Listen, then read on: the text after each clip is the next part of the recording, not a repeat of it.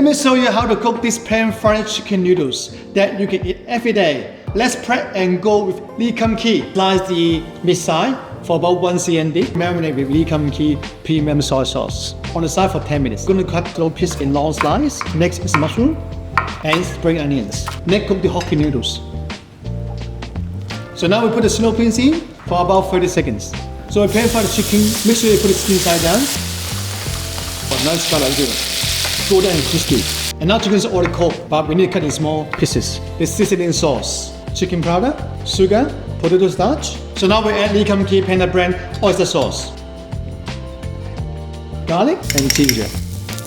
And then we put the chicken back in. Now we put the snow beans in, oyster, mushroom, to toast it well. So now we add all the noodles. Sauce inside, and we mix well. We add the spring onion inside.